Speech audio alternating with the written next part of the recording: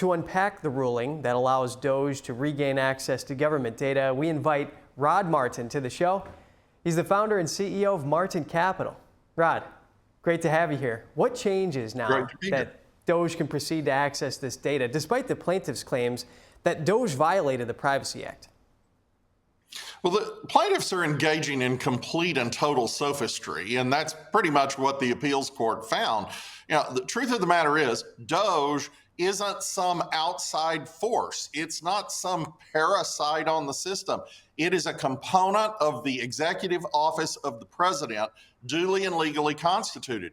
Article 2, Section 1 could not be clearer. The executive power of the United States is vested in a president of the United States, not a bunch of bureaucrats somewhere or union leaders who want to obstruct the elimination of waste. The bottom line here, of course, is that DOGE has already rooted out $200 billion in waste. That's more than 10% of the federal deficit, well on their way, I believe, to about $1 trillion, which would just transform America. But it also gets rid of tons of Democrat slush funds and opens the door to potentially being able to deport more illegal aliens. And that's what they're afraid of.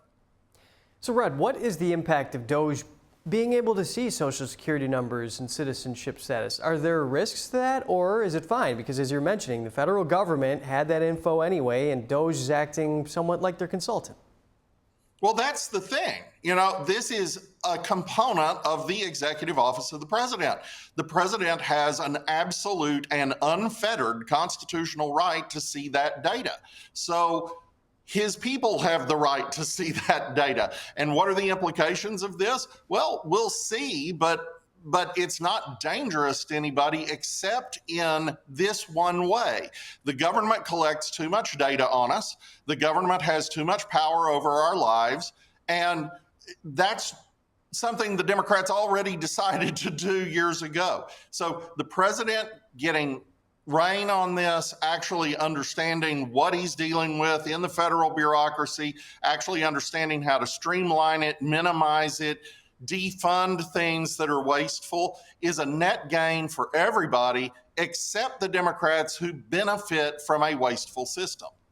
And keep in mind, this was a split decision between the judges. So what's next? What are the possible outcomes? If the lawsuit is successful, would that mean that DOGE can't access this data and they can if it fails?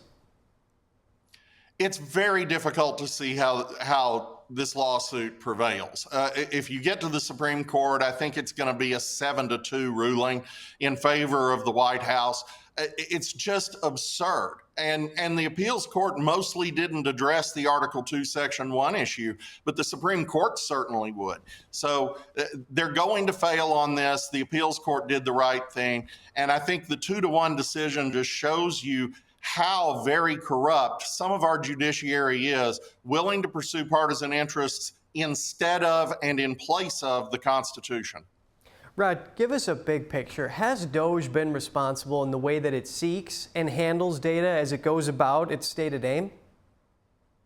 Well, it's been blocked in numerous regards, and we've seen that, with the USAID case and with others. They're doing everything they can to obstruct it, and they absolutely should from their point of view. They have been benefiting from the waste and fraud in government for decades. They're desperate to keep it.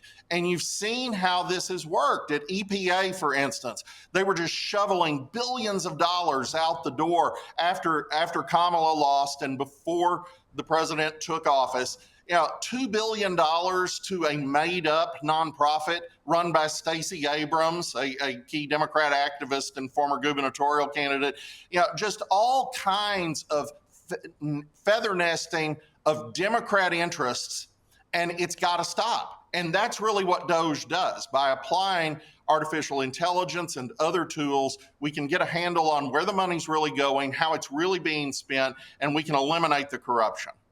So, Rod, in your view, what are the biggest successes and failures of DOGE up until this point?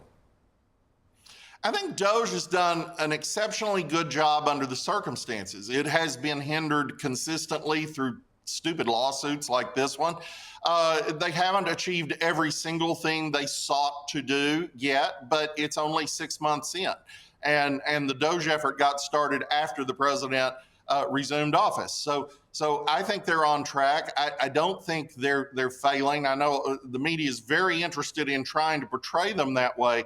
I think they're doing a great job. And I would add this: when Elon left, Russ Vought took over.